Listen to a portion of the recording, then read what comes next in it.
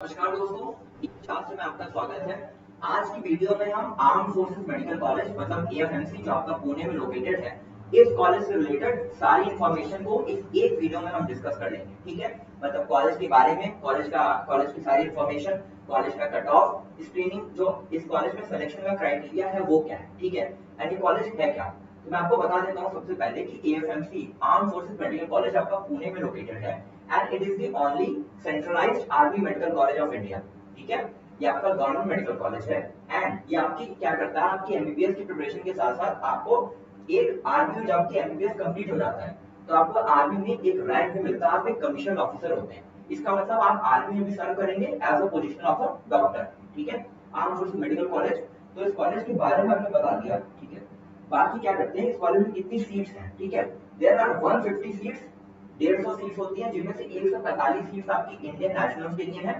ठीक है, and 5 seats आपकी फॉरेन सीट्स हैं। ठीक है, मतलब जो आपकी नेबरिंग कंट्रीज हैं, फ्रेंडली नेबरिंग कंट्रीज हैं, वहां से आपके 5 कैंडिडेट्स आते हैं। 145 आपकी इंडियन नेशनल की सीट्स हैं, जिनमें से फर्दर आपका 115 सीट्स बॉयज के लिए है। ठीक है, एंड 35 सीट्स आपकी 35 सीट्स आपकी जो है वो गर्ल्स के लिए, गर्ल कैंडिडेट्स के लिए। एक और इंफॉर्मेशन छोटी सी, 10 सीट्स मतलब इन 145 सीट्स में से बात करें तो 10 सीट आपके रिजर्व है एससी और एसटी कैंडिडेट्स के लिए। ठीक है, बट उसमें भी एक छोटा सा क्राइटेरिया है। क्राइटेरिया क्या है कि ये जो एससी और एसटी कैंडिडेट्स हैं, जो एएफएमसी की फाइनल स्क्रीनिंग लिस्ट बनती है, फाइनल लिस्ट बनती है, वो बनती है 250 नंबर की। ठीक है, और उसमें उस नंबर के हिसाब से बच्चों को रैंक मिलती है। तो अगर कोई एसटी और एसटी कैंडिडेट है तो उसकी रैंक इस 250 नंबर के हिसाब से जो रैंक बनेगी बच्चों की, उनकी रैंक 500 के अंदर आनी चाहिए, मतलब should come under top 500 candidates in the final list. जो फाइनल लिस्ट बनती है, फाइनल स्क्रीनिंग जो हो जाती है, उसके बाद टॉप के 500 कैंडिडेट्स में जो एससी एसटी कैंडिडेट्स है ना, सिर्फ उन्हीं को ये 10 सीट रिजर्व वाली मिलती है। एलिजिबिलिटी क्राइटेरिया देखो, एएफएमसी जो है ये आपका आर्मी कॉलेज है, तो यहाँ पे आपकी एलिजिबिलिटी क्राइटेरिया और मेडिकल क्राइटेरिया दो अलग अलग चीजें हैं। मेडिकल क्राइटेरिया में आपकी मेडिकल फिटनेस होती है, एलिजिबिलिटी क्राइटेरिया तो हर एक कॉलेज का अपना होता है। तो सबसे पहले आपका एज, ठीक है, 17 साल मिनिमम एज है, मतलब कि आप 31 दिसंबर 2021 तक आपकी एज जो है वो 17 साल हो जानी चाहिए। And maximum 24 years. ठीक है, 24 इयर्स मैक्सिमम है। 1 जनवरी 1998 से पहले अगर आपकी डेट ऑफ बर्थ है तो आप एलिजिबल नहीं है। इसके अलावा एक और चीज है कि आप अनमैरिड होने चाहिए। ठीक है, तो वो तो आप लोग सब हैं ही। अगर आप मैरिड हैं तो आप अनएलिजिबल हैं। ठीक है, यू आर इनएलिजिबल। 12th के रिजल्ट की अगर एलिजिबिलिटी क्राइटेरिया की बात करें तो 60% आपका ओवरऑल स्कोर होना चाहिए। ओवरऑल स्कोर अपना 60% आपका ज्यादा होना चाहिए। आपके कंपलसरी सब्जेक्ट्स हैं English, physics, chemistry and bio class 12 में, और इन सब्जेक्ट्स में, इन चारों सब्जेक्ट्स में इंडिविजुअली आपके 50% मिनिमम स्कोर होना ही चाहिए।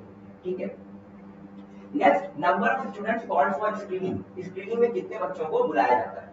देखो बच्चों, होता क्या है, एएफएमसी में जो एडमिशन का प्रोसेस है वो आपका सिर्फ नीट तक ही नहीं है, उसके बाद भी आपको 3-4 स्टेप्स आपको फर्दर क्वालिफाई करने होते हैं, तब जाके आप इस प्रेस्टिजियस मेडिकल कॉलेज में पढ़ सकते हैं। उसका पूरा प्रोसेस क्या है, सबसे पहले आप नीट का एग्जाम देते हैं। नीट का आपको एक अच्छा स्कोर चाहिए, एक डिसेंट स्कोर चाहिए।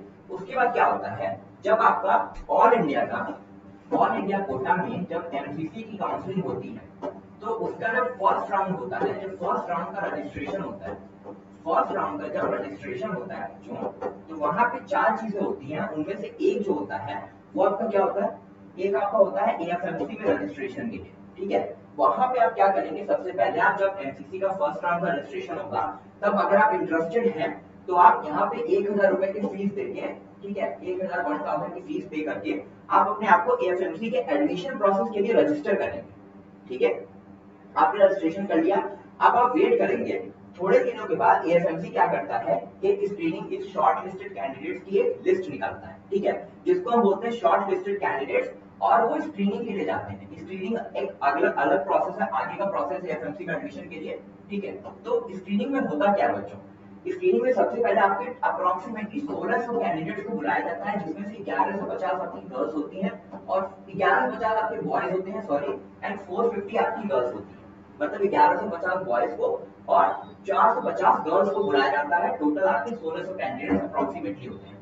अब इनको किस बेसिस पे बुलाया जाता है, होता क्या है बच्चों कि अगर मान लो 720 नंबर का आपका एग्जाम हुआ था नीट का, उसमें से मान लो किसी बच्चे का 681 स्कोर था और वो पहला बच्चा था 681 स्कोर पे जिसने क्या किया, अपने आप को एएफएमसी के लिए रजिस्ट्रेशन किया। मतलब 682 वाले बच्चे ने रजिस्ट्रेशन नहीं किया, 681 वाले बच्चे ने रजिस्ट्रेशन किया। तो वहां से लेके जो नीट का रैंक है, ठीक है, नीट का स्कोर या नीट का रैंक, तो उसके बेसिस पे बच्चों को बुलाया जाएगा, 1150 बॉयज को और 450 गर्ल्स को। और जिस भी लास्ट कैंडिडेट को बुलाया जाता है स्क्रीनिंग के लिए, उसके जितने मार्क्स होते हैं वही हम बोल देते हैं कि उस साल एएफएमसी की उतनी कट ऑफ गई थी।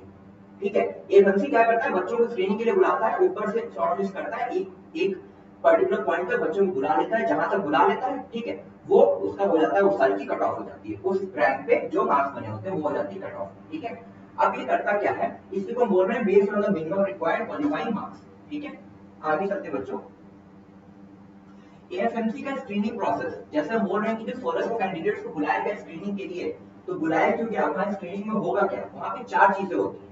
सबसे पहले आपका टॉयलर का टेस्ट होता है। ठीक है, टॉयलर क्या है, test of English language, logic and reasoning. ठीक है, ये आपका एक कंप्यूटर बेस्ड टेस्ट है, सीबीटी कंप्यूटर बेस्ड टेस्ट है आपका, जो 80 मार्क्स का होता है। ठीक है, 80 मार्क्स का होता है, जिसमें आपके 40 क्वेश्चंस आते हैं, 40 क्वेश्चंस आते हैं, जिनको आपको आंसर करना होता है 30 मिनट, 30 मिनट्स में आपको 40 क्वेश्चंस आंसर करने होते हैं। इंग्लिश लैंग्वेज से रहते हैं, कॉम्प्रिहेंशन से, लॉजिक से और रीजनिंग से।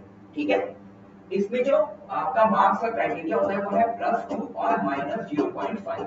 मतलब कि 40 क्वेश्चन है, सही क्वेश्चन करने पे +2, गलत करने पे -0.5 आपका डिडक्ट हो जाएगा। ये आपका पहला टेस्ट है टॉयलर। दूसरा टेस्ट आपका होता है पैट। पैट क्या होता है, साइकोलॉजिकल असेसमेंट टेस्ट। इसमें क्या होता है, बच्चे की साइकोलॉजी को डिस्कस किया जाता है। ठीक है, बच्चे की साइकोलॉजी कैसी है, ये आपका क्या होता है, ये भी आपका कंप्यूटर बेस्ड टेस्ट होता है। ठीक है, 60 मिनट में, मतलब 1 घंटे में आपको 50 क्वेश्चन सॉल्व करने होते हैं। ठीक है, और ये जो आपका है, ये सिर्फ आपका क्वालिफाइंग एग्जाम है, मतलब आपको सिर्फ पास होना है या फेल होना है। ठीक है, इसके मार्क्स कहीं पे भी जुड़ते नहीं है। ठीक है, टॉयलेट के मार्क्स आगे जाके जुड़ते हैं, कैसे जुड़ते हैं मैं आपको भी बताऊंगा। इसके बाद आपको होता है इंटरव्यू। ठीक है, इंटरव्यू आपका एक इंटरव्यू पैनल के सामने होता है, वहां पे बड़े बड़े हाई जुडिशियरीज होते हैं। ठीक है, बड़े बड़े सर्विसमैन होते हैं मेडिकल एजुकेशन से रिलेटेड, और इंटरव्यू आपका 50 मार्क्स का होता है।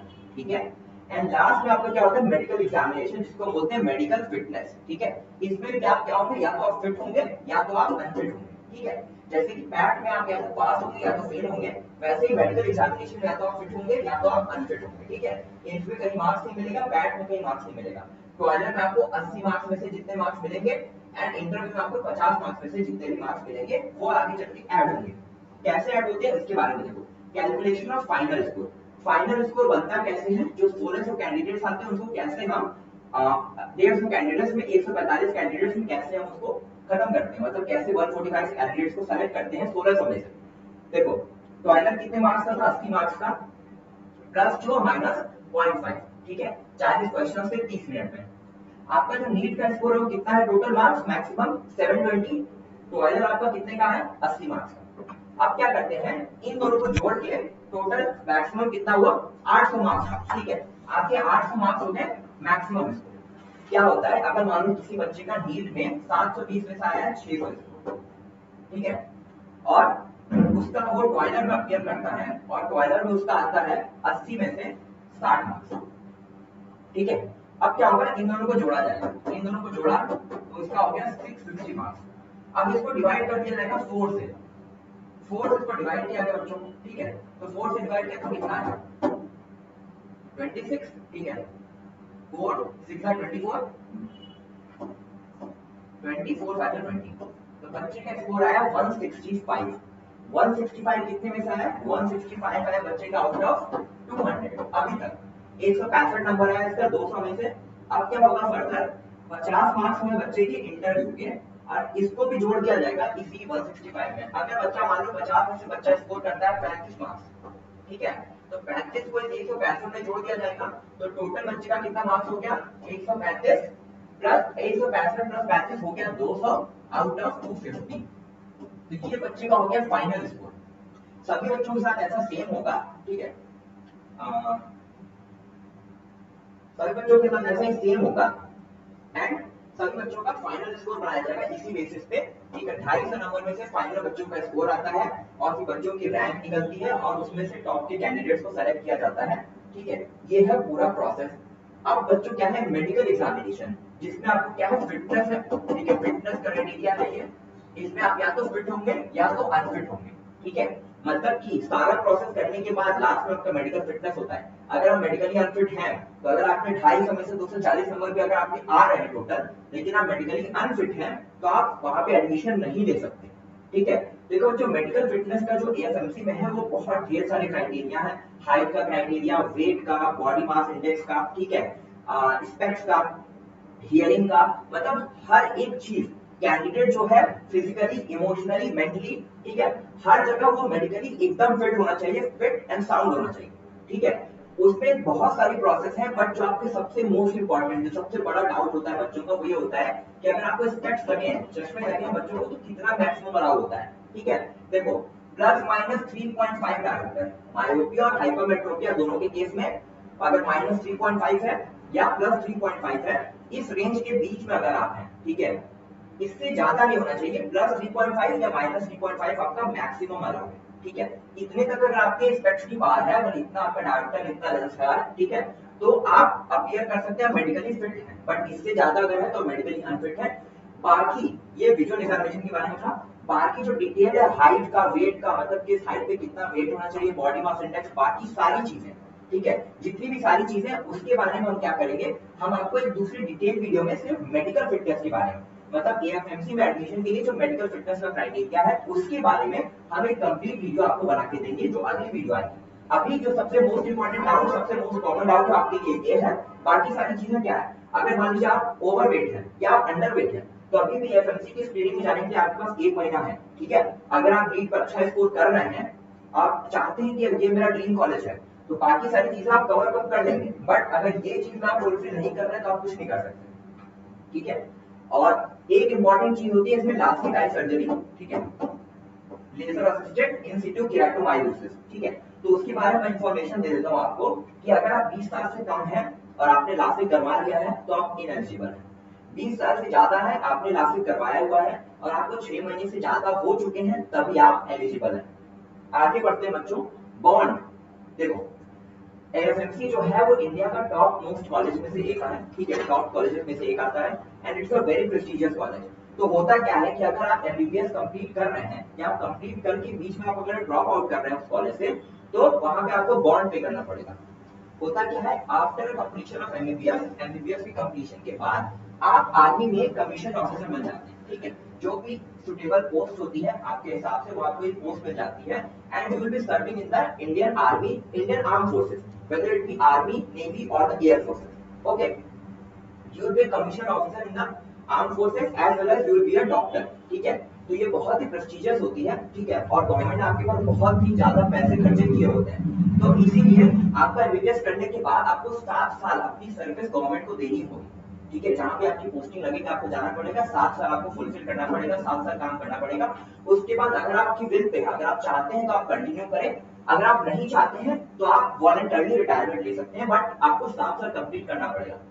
बट अगर आप ऐसा नहीं करना चाहते हैं तो आपका बॉन्ड होता है 61 लाख का, ठीक है, 61 लाख का आपका बॉन्ड होता है, आप उसको फिल कर दें और आप कॉलेज छोड़ सकते हैं। एमबीबीएस अगर आप बीच में ड्रॉप आउट लेते हैं या आप अगर ये बॉन्ड नहीं कंप्लीट करना चाहते हैं, बीच में छोड़ रहे इस बॉन्ड को, 7 साल की सर्विस को, तो आपको 61 लाख रुपए का बॉन्ड मनी पे करना होता है। नेक्स्ट बच्चों, ये है आपका कट ऑफ। मैंने बताया कि सबसे अपना कोई कट ऑफ डिक्लेयर नहीं करता है, जो लास्ट कैंडिडेट स्क्रीनिंग के लिए बुलाया जाता है उसके जितने मार्क्स होते हैं उसी को बोल देते हैं कि वो उस साल की कट ऑफ है।